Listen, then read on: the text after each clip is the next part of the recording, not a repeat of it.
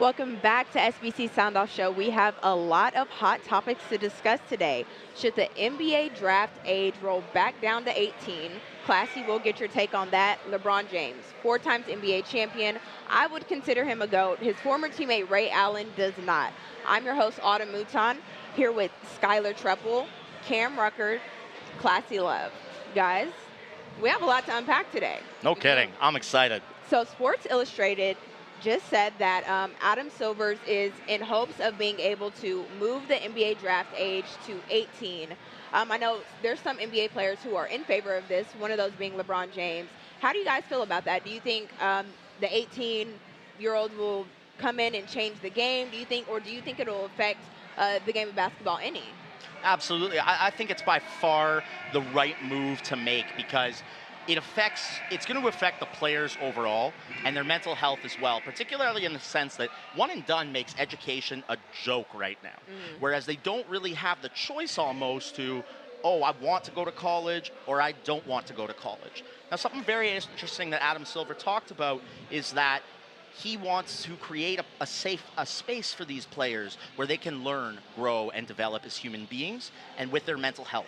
You look at LeBron, you look at Kobe, you look at what they did with the resources they had because they were around the right people, and I think that can really happen. Also, let's get real, we all want to see Bronny play with his son while LeBron is still in the league, so there's a collective bargaining agreement they can opt out of. This can happen. I think it needs to happen. It's better for all parties involved. I completely agree with you, what you're saying, man. And you also got to look at it from the standpoint of the players, you know.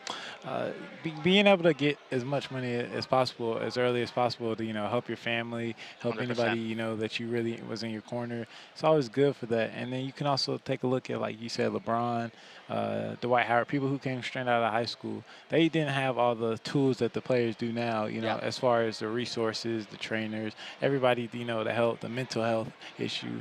And I think that's a big part of it too, because you're an 18-year-old coming straight out of high school into the NBA. You would need some sort of guidance. You probably would want to talk to somebody for such a big step in your life. So I think it would be great if we could really adjust that rule, and Adam Silver would really take a good look at that one. Absolutely. Cameron and Skyler, I am going to have to disagree with you Wow. guys. If the age is lowered back to 18, then the fans, the team, and the league will have to just hope that these high school players are just living up to the hype and not over the hype. These kids, we see them out of high school, I think there should be 3 steps. And between high school and the NBA, I think there should be college. Even if it's the one and done, I think they should at least get a chance, because going from the high school to college, you have these kids that'll be the #1 recruit in their class, get there, go to the G League, then go to the NBA, go to the G League, and then go overseas, going backwards from where they completely started. And I will say they do have AAU, and AAU has changed drastically, especially for the game of basketball. You have high school too, but it's just different. I think that's where kids the same age, or not even the same age, kids might be 17 through 22 or 23 meet up at the college level, and they get to compete with each other if they weren't able to compete in AAU together or high school. So, like even Silver said in 2017, he believed that going to these great college programs is a better path to the NBA. So he even said it himself. I understand when you have difference over time, opinions may change, but he said it himself, then can't go back on that one. The thing is, Bronny is currently 17. In a couple months, a year, I don't know when his birthday is, but he'll be 18. Think of the size of Bronny right now and his ability and his skill set right now. Do you guys honestly think that he would be ready to play next year once ever he turns 18? I think the younger person is always harder to evaluate. So it is. So that's why I don't think they should skip that. Like I said, it's 3 levels. I think the 3-step thing, it should be definitely factored in, so should keep college. And I think there's just so many resources now. I also think, as you're saying, it takes a lot of planning. The one thing is, with NIL, with everything, with the NIL deals, everything going on right now, players are taking other avenues. It's nice to think that we'd like them all to go to college, but I think this is kind of what Adam Silver is talking about. And based on what he's done with the bubble and some of the other really innovative moves he's made, I think he's talking about providing NBA players with resources, with ways they can grow and develop, the pass with the G League and everything there. I think someone like Bronny, it's tough to say, but I think he could be NBA ready, and the beauty is he doesn't have to play all the time in the NBA. There are so many ways to develop now, and I think that's what Adam Silver is talking about, is being very careful and making sure there's the resources in place. But I think with all the different avenues, people even going to, Dawn to high school, what LeVar Ball was trying to do with his league, it's better to have some kind of regulation in the NBA in this era of player empowerment so that they at least have the option. I completely agree. You can take a look at some other things, like back in the day, such as players who were coming out of high school. I think if Adam Silver really just implanted this, he would definitely have some measures to make sure players don't just end up like players like Kwame Brown or other players who ended up being bust straight out of high school because, like, it's not good for the league. Nobody wants to see a top pick end up, not developing or not taking his skill talents to the full, like, development he can be. So I think Adam Silver is definitely trying to think this through carefully to ensure none of those things happen. Speaking of NBA bust, who would you consider has been the biggest NBA bust of history? Okay, I've got my answer here, and as a Canadian, I have to say this.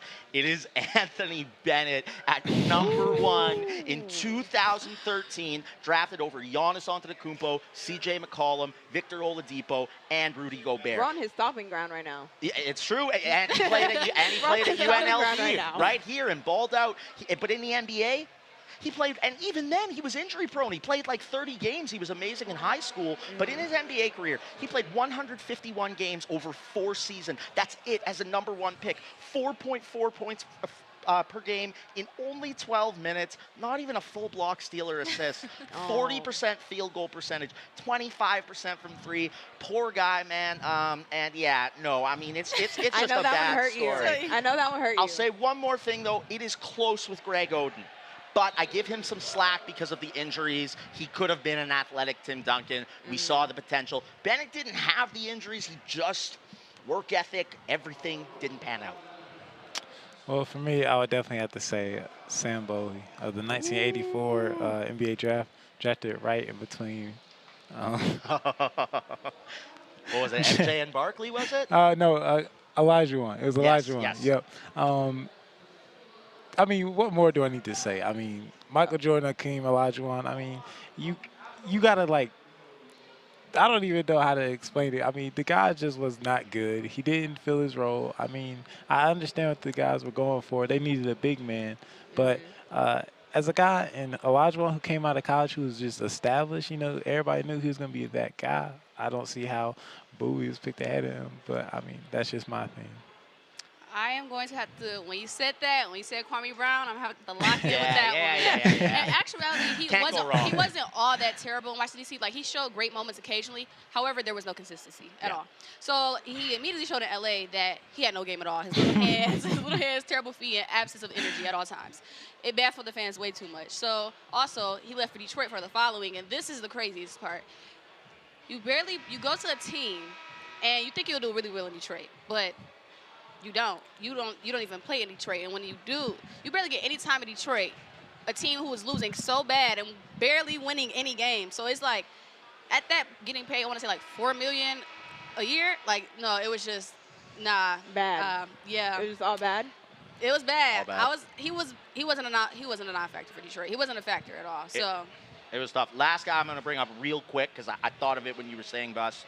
Darko Milicic at number 2 over Dwayne Wade and Carmelo Anthony. And he's the worst, but he won a championship, so he's the worst player to ever win a championship, in my opinion. But wow, that is a bust. And Classie, just to reach on that Kwame Brown thing one more time, I actually follow this YouTube account. It's like Kwame Brown's greatest fan, and he posts all of Kwame Brown's like highlights when he was on the Lakers and everything. Just the funniest channel I've ever seen. He posted. Yes, if you go to YouTube right now, you look up Kwame Brown greatest fan, it will come up. In his videos, it will show Kwame in the game, messing up, doing good things. I mean, just hilarious if you want to get a good laugh. I mean, no offense to Kwame. But. And the first thing you might see is that Stephen A. rant. He has small hands. The city of Los Angeles should be celebrating. Infamous rant by Stephen A. Infamous. Can't forget it. So, guys, I want to take it all the way back to 1927. Gutzon Berglund, you're creating Mount Rushmore. If you don't know who that is, he is who sculpted Mount Rushmore. Who are you putting? What's that? Who are you putting on your Mount Rushmore? All time? All time. All time. Oh, okay. Right. Go ahead, man. Go ahead. I'll go first on this one. My all-time Mount Rushmore. Let's hear it. Is Michael Jordan. Obviously, he is. Well, I mean, we might get in, but he is the GOAT. He's generally universally regarded as the GOAT. It's Michael Jordan. Kobe Bryant because he is arguably almost more skilled than MJ. He gets so underrated. You listen to any player, they have him in their top 5. Discredit anyone who doesn't. And after winning a three-peat, he went back-to-back, for goodness sakes.